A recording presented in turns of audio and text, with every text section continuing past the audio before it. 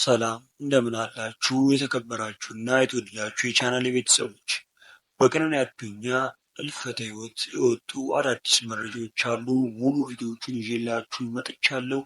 ለቻናሉ አዲስ ከሆናችሁ ሰብስክራይብ ማድረግ እንዳይረሳ፣ ቪዲዮውን ላይክ አድርጋችሁ ጀምሩ። ወደ ቪዲዮቹ።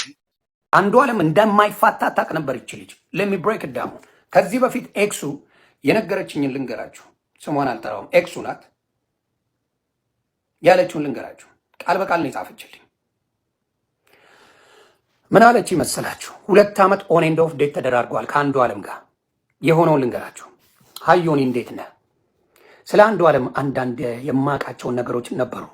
ከቀነኒ ጋር ከመተዋወቃቸው በፊት ከኔ ጋር ለ2 ዓመት ምናምን ኦፍ ኤንድ ኦን እየሆንን አብረን ነበረን እና በጣም አቢዩዝ ያደረገኝ ነበር።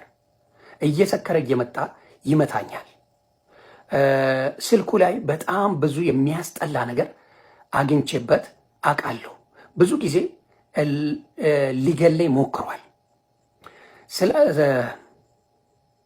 ስላልተሳካለት ነው እንጂ ደግሞ እንደዛ የማያደርግበት ምንም ሪዝን የለው።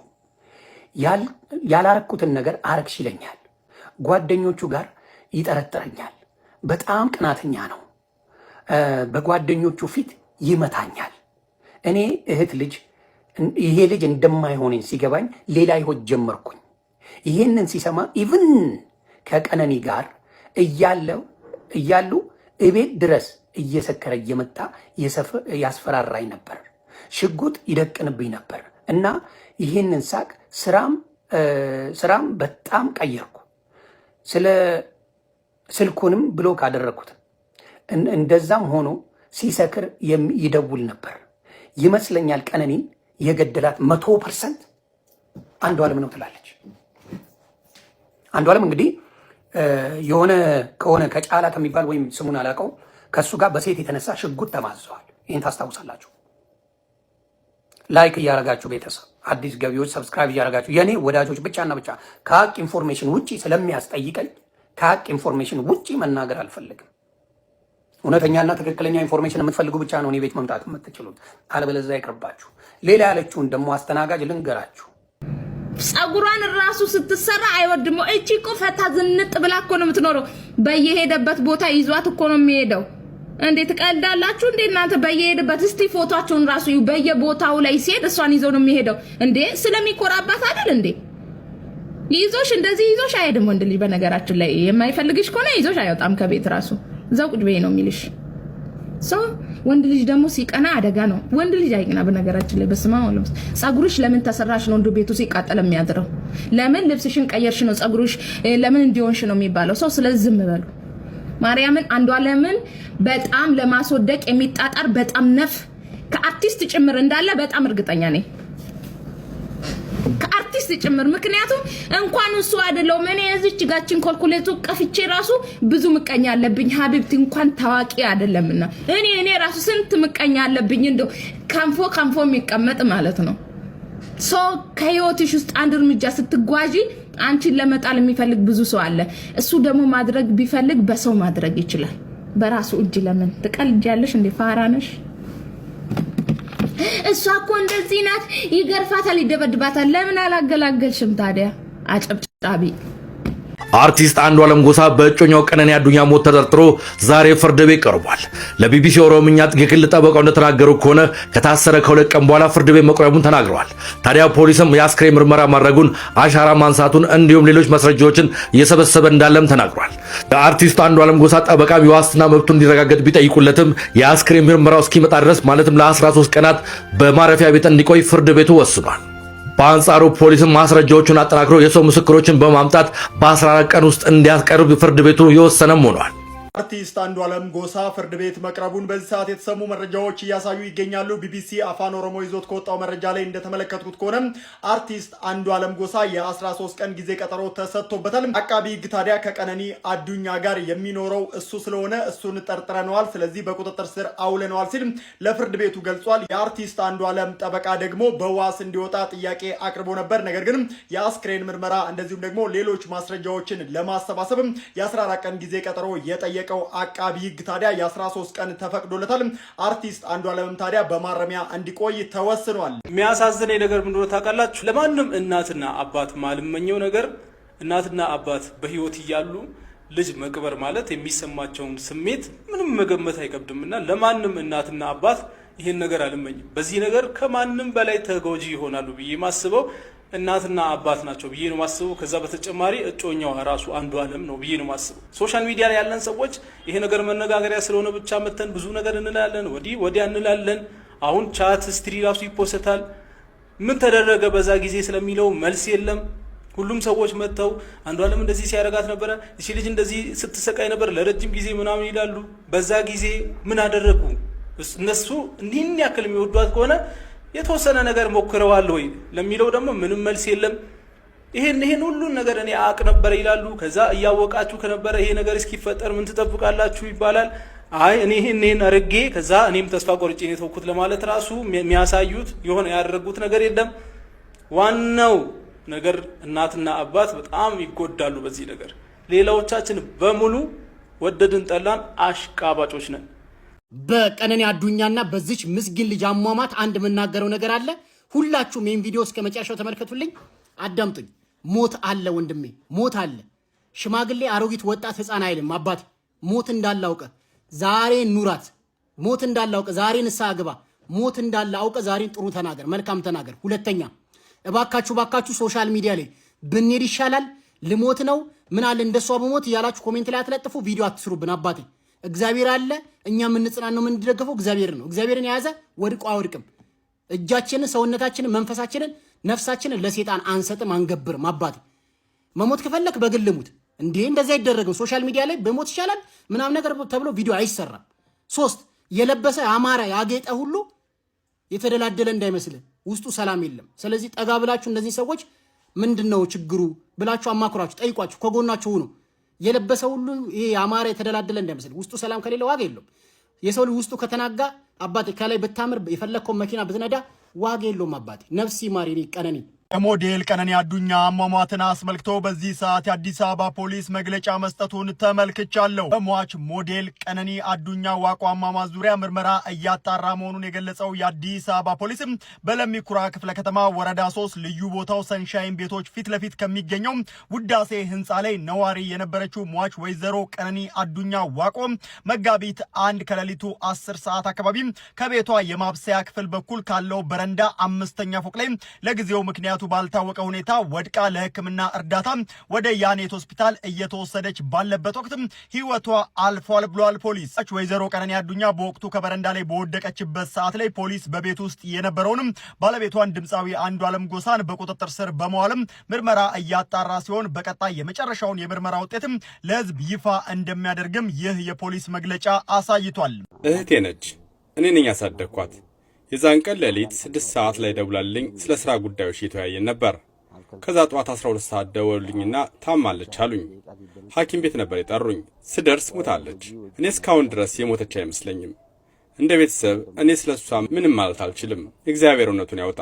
እህቴ ሜዳ ላይ ያጣናት።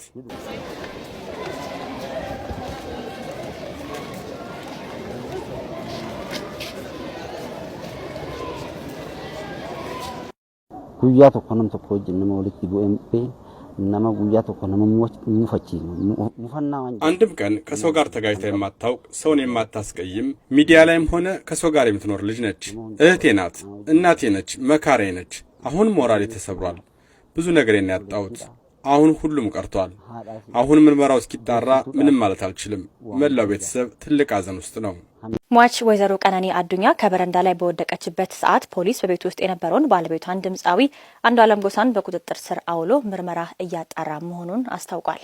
በለሚ ኩራ ክፍለ ከተማ ወረዳ 3 ልዩ ቦታው ሰንሻይን ቤቶች ፊት ለፊት ከሚገኘው ውዳሴ ህንፃ ላይ ነዋሪ የነበረችው ሟች ወይዘሮ ቀነኒ አዱኛ ዋቆ መጋቢት 1 ቀን 2017 ዓ.ም ከሌሊቱ 10 ሰዓት አካባቢ ከቤቷ ማብሰያ ክፍል በኩል ካለው በረንዳ 5ኛ ፎቅ ላይ ለጊዜው ምክንያቱ ባልታወቀ ሁኔታ ወድቃ ለሕክምና እርዳታ ወደ ያኔት ሆስፒታል እየተወሰደች ባለበት ወቅት ህይወቷ አልፏል።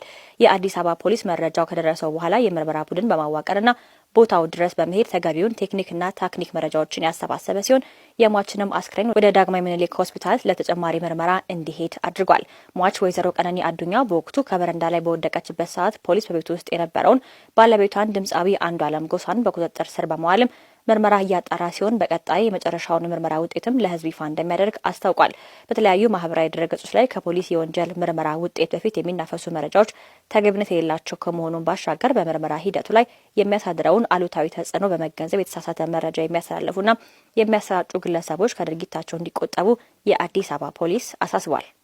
ከጓደኛዋ ጋር ራሷን ስለማጥፋት ህይወት እንደመረራት ኑሮ እንዳስጠላት ያወራችበት ጽሁፍ የተጻጻፉት ሜሴጁን ከ8 ከ7 ወር በፊት ነው። ምንድነው የሚለው? ላንብብላችሁ ሙሉ በሙሉ። ህይወት ከባድ ነው ውዴ አለች ቀነኒ። ከዛም አይ ነው ያለሽበት ይገባኛል፣ አውቃለሁ ያለሽበት ይገባኛል፣ ከፈቀድሽ ቸርች ለ2 ቀን እንግባ አለቻት ጓደኛዋ። ከዛም ቀነኒ ምን አለች? አንዳንዴ መናገር ራሱ ይከብዳል። ከዛም ጓደኛዋ ለሰው መናገር ምንም ጥቅም የለውም፣ እስኪ ለጌታ እንንገረው፣ እሱ ጋር መፍትሄ አለ። ከዛም ቀነኒ እሱስ ልክ ነሽ አለች። መሞት የተመኘው ሰው ነኝ ጌታን አለች ቀነኒ። ስትመልስላት ጓደኛዋ ውዴ አንቺ ጠንካራ ሴት ነሽ፣ ገና ምን አይተሽ፣ ብዙ ነገር ከፊትሽ አለ፣ እንደዚህ አትሁኝ በጌታ አለቻት። ከዛም ቀነኒ መልሳ ደከመኝ ውዴ፣ ከምችለው በላይ በጣም ደከመኝ ጌታን አለቻት። ጓደኛዋ ምን አለቻት? አይዞሽ የኔ ቆንጆ፣ ጌታ ይረዳሻል፣ ያልፋል፣ ሁሉም ታሪክ ሆኖ አንድ ቀን ፈገግ እያልሽ ታወሪዋለሽ። የኔ ጎበዝ፣ ትላንት ሁሉ ነገር አልፈሻል፣ ዛሬም ያልፋል። እሺ ለሰው ሁሉ ከሚሆነው በቀር ምንም ፈተና አልደረሰባችሁም። ነገር ግን ከሚቻላችሁ መጠን ይልቅ ትፈተኑ ዘንድ የማይፈቅድ እግዚአብሔር የታመነ ነው። ትታገሱም ዘንድ እንድትችሉ ከፈተናው ጋር መውጫውን ደግሞ ያደርግላችኋል የሚል የመጽሐፍ ቅዱስ ጥቅስም አብራ ላከችላት። ቀነኒ ምን አለች? በጣም የበዛ የአእምሮ ሰላም እረፍት ከምንም ነገር ይበልጣል አለቻት። ጓደኛው ምን አለች? ለዛ ነው ሁሌም ቢሆን ከምንም በላይ ራስሽን አስቀድሚ ያልኩሽ፣ ሁሉም ነገር ካንቺ በታች ነው የሚሆን ያለበት አለቻት። ከዛም ቀነኒ መልሳ ምን ክፉ ቀን ነው የገባሁት አለች። ያገባሁት ለማለትም ይሁን አላቅም፣ ብቻ ምን ክፉ ቀን ነው የገባሁት ይላል። ከዛም ጓደኛዋ በህይወትሽ ማለፍ ያለበት ሁሉም ያልፋል፣ እኛ ስለፈለግን አይደለም፣ ነገ የተሻለ ቀን ነው፣ እሱን አትርሺ አለቻት። ቀነኒ ምን አለች? ቲጂዬ እኔ ያለሁበትን ህይወት 30 ሰከንድ እንኳን አትቀመጭበትም። ቤተሰቤን፣ ስራዬን፣ ጓደኞቼ፣ ሞራሌን፣ ተስፋዬን በቃ ምን ልበልሽ፣ ምንም ነገር የተወሰው ነኝ፣ በምንም ነገር ተስፋ ቆርጫለሁ አለች። ጓደኛዋ መልሳ አንቺ በጣም ጠንካራ ነሽ ውዴ፣ ምንም ማሳለፍ ትችያለሽ፣ ተስፋ ብቻ ይኑርሽ አለቻት። ቀነኒም ምንም ተስፋ የለኝም ብላ መልስ ሰጠች።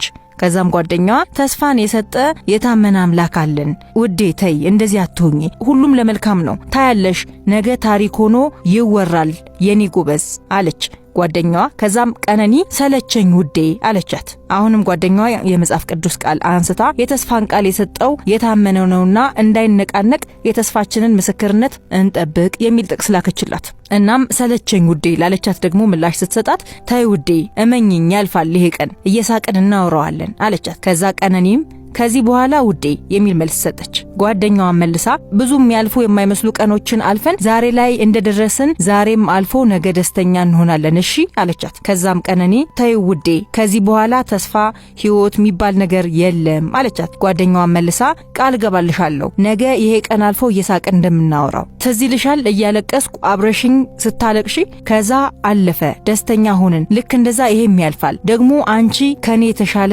ጠንካራ ነሽ አለቻት። ቀነኒ ምን አለቻት? የኔ ከባድ ነው ውዴ፣ እንደዚህ እንደሚለው አይደለሁም ውዴ አለቻት። ከዛም ጓደኛዋ ምን አለቻት? ምንም ይሁን የማያልፍ ቀን የለም፣ ደግሞ ሁሌም ከጎንሽ ነኝ፣ ምንም ቢፈጠር አለሁ አለቻት። ቀነኒ መልሳ እመጣለሁ እናንተ ጋር አለቻት። በጣም ደስ ይለኛል፣ በፈለግሽው ቀን ክፍት ነው። ከዛ ቀነኒ እሺ ውዴ 45 ኪሎ ነኝ አለቻት። ጓደኛዋም ይስተካከላል ውዴ፣ ዋናው አንቺ ደህና ሁኚ አለቻት። ቀነኒ መልሳ አይ እንደዚህ ብዬ ብነግርሽ ማርያምን ህይወት ይመርሻል ብላ መልስ ሰጠቻት። ከዛ ጓደኛዋም አይዞሽ የኔ ውድ አለቻትና ከ20 ደቂቃ በኋላ አይ ቲንክ ቀነኒ የፖስተችው አንድ የሆነ ፎቶ ነበረ መሰለኝ፣ ፎቶና ጽሁፍ ማለት ነው። እና ውዴ ፕሊስ ፖስት ያደረግሽውን አጥፊው፣ ማን ደስ ይበለው ብለሽ ነው ብላ ፖስቱን ስክሪንሻት አድርጋ አያይዛ ላከችላት።